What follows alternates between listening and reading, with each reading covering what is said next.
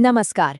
आज के इस खास विश्लेषण में सीधा उस मुद्दे पर आते हैं जिसने पूरे देश का ध्यान खींचा है। आज हम भारत में परीक्षा के पेपर लीक होने की जो एक महामारी सी बन गई है, उसकी गहराई से पड़ताल करने वाले हैं। सोर्स मटेरियल ने इस पूरी व्यवस्था पर कई गंभीर सवाल उठाए हैं और इस मुद्दे की असल गहराई को समझने के लिए आइए शुरुआत एक ऐसे आंकड़े से करते हैं जो सच में हैरान करने वाला है। 1,50,00,000। जी हाँ, 1.5 करोड़। सोर्स के विस्तृत विश्लेषण को देखें तो ये कोई मामूली नंबर नहीं है। पिछले सिर्फ 5 सालों में पेपर लीक होने की वजह से देश में लगभग 1.5 करोड़ छात्र प्रभावित हुए हैं।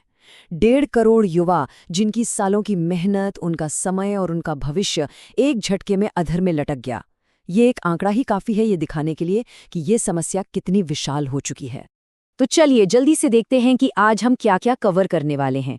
पहले हम द नीट कैंसलेशन क्राइसिस को समझेंगे, फिर anatomy of a paper leak, उसके बाद ए हिस्ट्री ऑफ फेलियर्स, फिर द ह्यूमन कॉस्ट और आखिर में बात करेंगे रिफॉर्मिंग द एग्जाम सिस्टम की। तो शुरुआत करते हैं पहले हिस्से से, the NEET cancellation crisis. 22 lakh हर साल इस परीक्षा में लगभग 22 लाख छात्र बैठते हैं और इसके मुकाबले सीटें कितनी हैं? मात्र 1 लाख। यानी 1 लाख सीटों के लिए 22 लाख उम्मीदवारों के बीच की ये जो कड़ी टक्कर है, ये इसे दुनिया की सबसे कठिन और प्रतिस्पर्धी परीक्षाओं में से एक बनाती है। इसके लिए सालों की कड़ी तैयारी लगती है। और जरा सोचिए, जब ऐसे एग्जाम को अचानक रद्द कर दिया जाता है तो वो सिर्फ एक न्यूज़ हेडलाइन नहीं होती, बल्कि वो लाखों सपनों का एक साथ टूटना होता है। अब जरा इस घटनाक्रम पर गौर करें। ये साफ दिखाता है कि नीट 2026 की परीक्षा कितनी तेजी से ताश के पत्तों की तरह ढह गई। 7 मई को नेशनल टेस्टिंग एजेंसी यानी एनटीए को पेपर लीक होने की सूचना मिलती है। 8 मई को एजेंसियों को इन्फॉर्म किया जाता है और 12 मई तक आते आते इतनी बड़ी परीक्षा को पूरी तरह से रद्द कर दिया जाता है। और सोर्स के मुताबिक हैरानी की बात तो ये है कि कथित तौर पर ये तीसरी बार है जब नीट का पेपर लीक हुआ है। इससे पहले 2021 और 2024 में भी बिल्कुल ऐसे ही मामले सामने आ चुके हैं। आगे बढ़ते हैं हमारे दूसरे बिंदु पर, anatomy of a paper leak. आइए गहराई से समझते हैं कि ये पूरी मशीनरी काम कैसे करती है। सोर्स ने लीकेज का जो चेन ऑफ कस्टडी बताया है वो वाकई बहुत दिलचस्प है। आरोप है कि ये लीक राजस्थान के चुरू के एक एमबीबीएस छात्र से शुरू हुआ जो केरला में पढ़ रहा था। वहां से ये पेपर एक पीजी अकोमोडेशन तक पहुंचा, फिर धीरे धीरे छात्रों तक और फिर काउंसलर्स के जरिए आगे पूरे नेटवर्क में फैल गया। सोर्स खास तौर पे राजस्थान के सीकर को इस तरह की गतिविधियों के एक बहुत बड़े हब के रूप में चिन्हित करता है। अब ये तुलना देखिए, ये किसी के भी होश उड़ाने के लिए काफी है। परीक्षा से ठीक पहले इंटरनेट पर एक 150 पेज का पीडीएफ वायरल होता है जिसमें तैयारी के लिए 410 सवाल थे। जब असली पेपर सामने आया तो उन 410 में से 130 सवाल बिल्कुल हूबहू असली परीक्षा में आ गए। बायोलॉजी के 90 सवाल और केमिस्ट्री के 40 से ज्यादा सवाल बिल्कुल उसी क्रम में थे। गणित के हिसाब से ऐसा संयोग होना लगभग नामुमकिन है और ये साफ इशारा करता है कि ये कोई छोटी मोटी चोरी बिल्कुल नहीं थी। तो यहाँ एक बहुत बड़ा सवाल खड़ा होता है कि इतनी तगड़ी सुरक्षा के बाद भी चूक कहाँ हो रही है।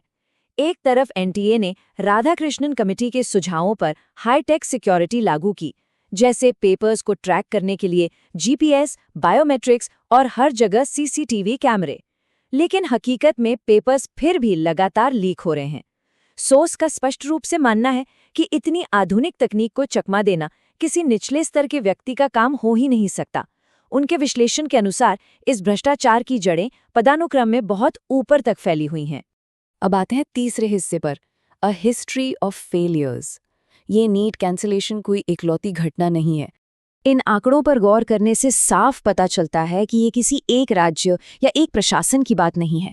2021 में राजस्थान का रीट एग्जाम, 2022 में बिहार का बीपीएससी पेपर जो सोशल मीडिया पर वायरल हो गया, 2024 में यूपी पुलिस कांस्टेबल एग्जाम जहां 50 लाख आवेदक प्रभावित हुए, यहां तक कि 2018 में स्कूल लेवल का सीबीएसई पेपर और जेईई मेन से लेकर व्यापम तक हर जगह यही कहानी है। सोर्स के आंकड़ों के अनुसार पिछले सिर्फ 5 सालों में 50 के करीब रिपोर्टेड पेपर लीक हुए हैं और अगर हम पिछले एक दशक को देखें तो ये आंकड़ा 100 के करीब पहुंच जाता है।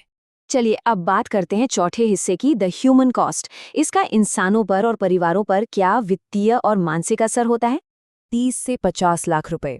जी हाँ, सोर्स के मुताबिक एक लीक हुए पेपर को खरीदने का यही गोइंग रेट चल रहा है। इस भारी भरकम रकम के कारण एक बहुत ही बड़ा और मुनाफे वाला अंडरग्राउंड माफिया खड़ा हो गया है, जिसे पता है कि इस अवैध काम में रातों रात करोड़ों की कमाई है। और बिल्कुल इसी वजह से ये मुद्दा बेहद भावुक और महत्वपूर्ण हो जाता है। सोर्स बहुत ही पीड़ा के साथ ये सवाल उठाता है कि कैसे निचले और मध्यम वर्ग के छात्र सालों तक खून पसीना एक करते हैं। परिवार कई बार अपनी जमा पूंजी दांव पर लगाकर या गहने गिरवी रखकर पढ़ाई का खर्च उठाते हैं, लेकिन उनके इस कड़े संघर्ष को वो सिस्टम धोखा दे देता है जहां असली मास्टरमाइंड्स या अपराधियों को सख्त सजा का कोई खौफ ही नहीं होता।